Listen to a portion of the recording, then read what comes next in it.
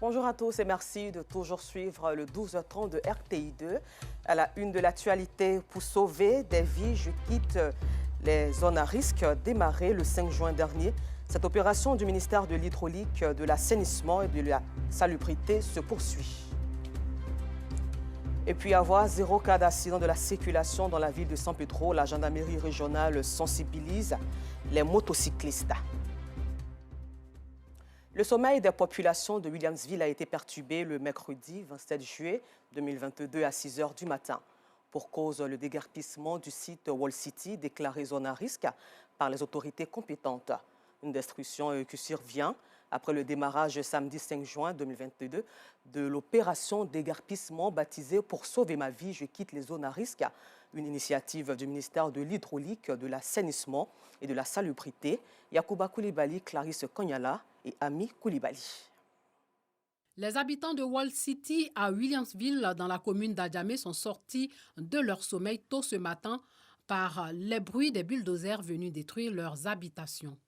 Ce sont des populations tristes que nous avons trouvées fouillant pour certains les gravats dans l'espoir de retrouver certaines affaires. Selon des témoins, le quartier a été déclaré zone à risque depuis 2016 par les autorités municipales. Ils nous ont prévenus. L'État nous a dit non qu'ils vont venir déguerpir le coin. On a été informés, bien sûr, mais nous sommes des locataires. Maintenant, en venant déguerpir un coin, il faut dédommager les personnes. Maintenant, il y a des propriétaires qui n'ont pas reçu d'argent et il y a des locataires aussi qui n'ont pas reçu d'argent. Ibrahim, le regard hagard, allait et venait, s'arrêtant par moments pour regarder ce qui restait de sa maison, un tas de gravats. On est là, tourner, pour voir si on peut avoir quelque chose. On va faire sortir les bagages.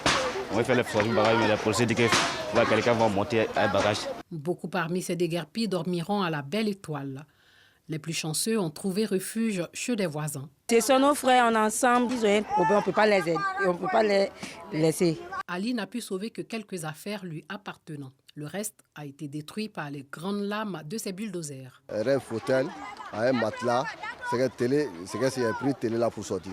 Frico là, on n'est pas sorti frico là encore, j'ai laissé frico là. Je ne peux pas ramasser tout quoi. La nuit s'annonce longue pour ces personnes qui sont désormais sans abri, mais en vie, car elles échappent à un éboulement et à la furie des éléments de la nature tels que les pluies diluviennes. Toujours dans cette même veine de sensibilisation à San Pedro, l'on enregistre plus de 500 cas d'accidents de moto. La majorité des victimes sont les motocyclistes qui ne portent pas de casque. À cet effet donc, la gendarmerie régionale a initié l'opération port du casque obligatoire qui produit de bons résultats. Constatons les ensembles dans ce dossier signé Sam Conan à San Pedro. San Pedro, quartier Bardou, mars 2021. Cet accident de la circulation s'est produit au niveau de la station. La moto a violemment percuté le vélo. L'état du cycliste nécessite une évacuation d'urgence. Il est touché au crâne. Ce dernier ne portant pas de casque. Mais beaucoup disent ne veulent pas porter casque. Non, quand ils portent le casque, non, on ne peut pas en voyage, ils veulent porter casque. On ne peut pas que non, ce qui sont là, ce n'est pas normal. Pour le commandant Aïdara Sekou, chef du centre de secours d'urgence de San Pedro, ce genre d'accident est récurrent. Les accidents de moto ici, généralement à San Pedro, c'est les fractures et puis les commotions cérébrales. Généralement, parce que les gens roulent vraiment à vive allure. Dès qu'ils tombent, c'est la tête qui cogne sur le bitume. Mais si la tête n'est pas protégée, il va sans dire que tu vas te fracasser la tête. Et puis bon, vraiment, on assiste souvent à des scènes macabres. Dans la deuxième ville économique du pays, ils sont nombreux les conducteurs d'engins à 2 ou 3 roues qui ne portent pas de casque, mettant ainsi en danger leur vie. Face à ce constat, les forces de sécurité passent à la répression, après plusieurs semaines de campagne de sensibilisation. Avril 2021, plusieurs barrages sont érigés un peu partout dans la ville, comme ici, en face de la 5e Légion territoriale de gendarmerie de Séouki. Un passage obligatoire pour les usagers. Des jours comme des nuits, les contrevenants sont immobilisés et devront payer une amende de 2000 francs CFA. Arrivé au niveau de la gendarmerie, j'avais pris quelqu'un qui n'avait pas porté casque. Donc voilà pourquoi la gendarmerie m'a arrêté pour venir payer mon contravention. J'ai appris que même passager qu'on prend doit porter casque. On a ignoré ça. Bon, en venant, on était prêt à flagrant de non-port des casques. C'est pourquoi on est là aujourd'hui pour payer l'amende, quoi. Voilà, tu vois que tu as payé 2000 francs, non? Si demain tu passes encore que tu n'as pas porté le casque, on va te prendre pour 2000 francs encore. Il faut porter le casque pour éviter les accidents mortels. Puisque si tu tombes sur le goudron, il ne s'amuse pas. Les forces de sécurité s'installent dans la durée. Les barrages sont toujours là. Dans la répression qu'il y a maintenant, je crois que ça devient exagéré. En tout cas, bon nombre de motocyclistes se ruent sur les casques dans les marchés de la ville. Les prix connaissent une flambée selon les usagers, ce que regrettent les commerçants. Quand les gens venaient payer la moto et ne payaient pas casque, et la moto pour aller sans casque. Maintenant, comme il y a eu contrôle là, ils ont commencé à payer casque un peu. C'est à cause de ce maquis. Avant c'était à 8 000, mais maintenant c'est devenu à 12 000. Arrivé à un certain moment, les casques m'ont manqué beaucoup. Donc c'est pour cela. Le prix a augmenté. Profiter pour augmenter comme maintenant. On n'a pas profité pour augmenter, c'est le prix qu'elle a. Et si tu n'as pas l'argent pour payer casque, tu fais comment? Avril 2021, juin 2022. Plus d'un an après l'érection des barrages pour lutter contre le non-port de casque, le bilan est satisfaisant. Environ 90% des motocyclistes portent désormais le casque. Et les accidents mortels de moto ont significativement baissé. On peut dire qu'aujourd'hui, que les accidents mortels dus aux commotions cérébrales ont vraiment diminué. Par exemple, si je prends du premier mois 2022 au 34e mois 2022, on a enregistré au total 162 interventions. On a transporté au total 367 victimes et on a eu 5 cas de mort. Mais comparativement à l'année dernière, les chiffres étaient plus que ça. Donc on voit déjà l'impact que ça a joué, la sensibilisation du port de casque. L'opération de lutte contre le non-port de casque est largement saluée par les populations qui espèrent que cela va rentrer dans les habitudes des pétriciens. Quand je démarre la moto depuis la maison, que je vois que je n'ai pas porté, je me retourne chercher. Et c'est pour nous-mêmes notre propre bien. Ce n'est pas pour les gendarmes, ce n'est pas pour eux, c'est pour nous-mêmes. C'est bon, on aura continué comme ça. Il n'y a pas de problème. Nous, on nous a pris, mais on est fiers encore de ça. Là, comme ça, les gens vont s'habituer à ça. Il n'y a pas de problème. On remarque que les motocyclistes, désormais, portent des casques. Et c'est très bien. Et je remercie la police et la gendarmerie. Bon, mon souhait, c'est que cette opération a duré un peu plus longtemps.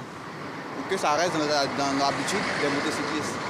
Du côté de la direction régionale du Trésor, ce sont des dizaines de millions de francs CFA qui sont rentrés dans les caisses, grâce aux amendes payées dans la lutte contre le non-port de casque. Au chapitre éducation, l'excellence et le mérite ont été célébrés par l'inspection et l'enseignement préscolaire primaire de Songon, Ami Koulibaly. L'excellence célébrée après 9 mois d'apprentissage dans les établissements de l'inspection de l'enseignement préscolaire et primaire de Songon à Abadjan-Kouté dans le sud du pays.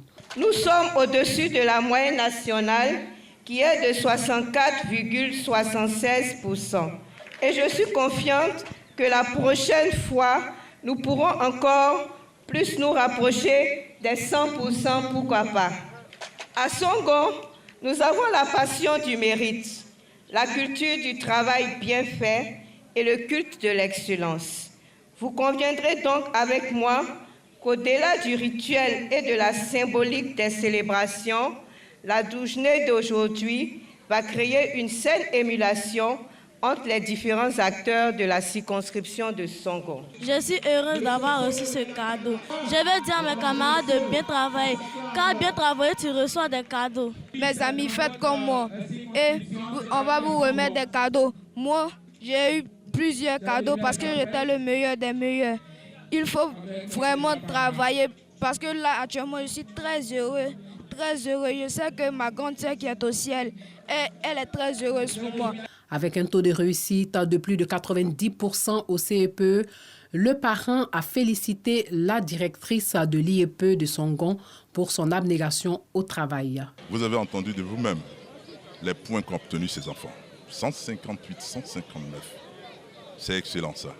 Et avec Madame l'inspecteur principal qui a fait un bon boulot avec les enseignants. Et au vu de tout ce qui s'est passé, je pense que les années à venir, la Côte d'Ivoire aura du mérite à avoir des élèves excellents dans toutes les grandes universités du monde. Occasion pour les enfants de faire montre de leur talent artistique.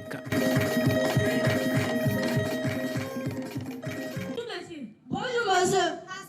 Je ne suis pas venu pour manger ta délit dans la voix, c'était ma fille. Ah bon? Ok, on va régler ça. On va régler ça. Alors, ok, toi, vas-y.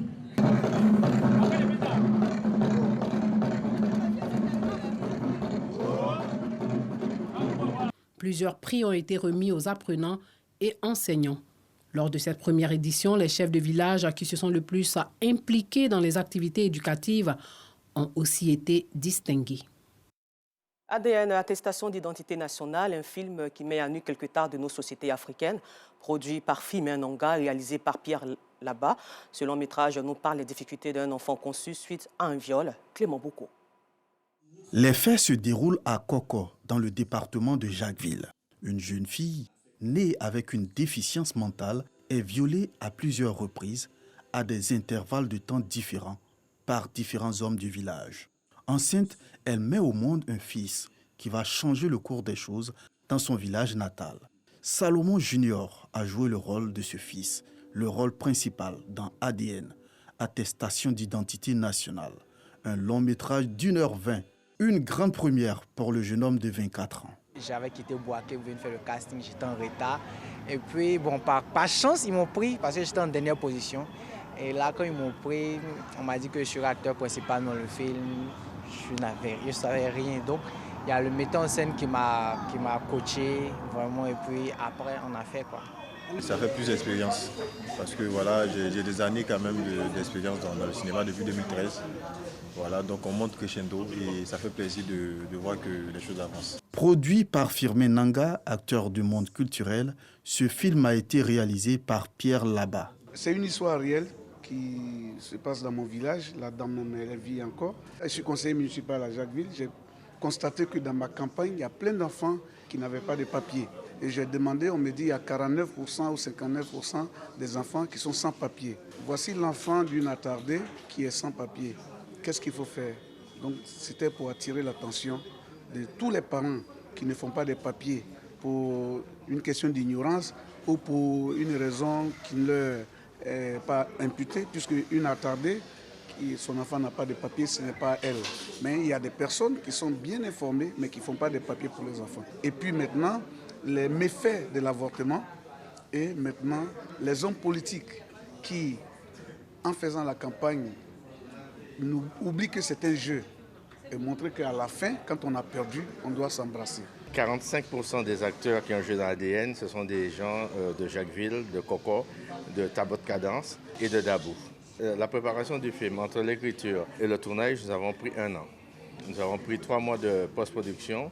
Pour les cinéphiles venus à cette première projection, ADN répond à plusieurs problématiques. Vraiment, c'est un film d'actualité, c'est un film très émouvant. Et nous encourageons les acteurs et nous félicitons le réalisateur, M. Fimé Nanga, qui nous a fait vivre de très bons moments. Selon le producteur, ADN va connaître une suite avec la continuité de l'histoire qui s'annonce avec de nombreux rebondissements. Comment as-tu pu abuser de la petite fille de ton ami? Et puis, hors de nos frontières, après le Cameroun et le Bénin, le président français Emmanuel Macron a mis le cap sur la Guinée-Bissau. Il est arrivé hier soir pour une réunion de travail avec son homologue guinéen qui se tient en ce moment même. Soulignant que l'actuel président de la Guinée-Bissau, Umaru Embalo Sissoko, est l'actuel président en exercice de la CEDEAO. Encore merci à vous et rendez-vous demain 12h30 sur RTI2.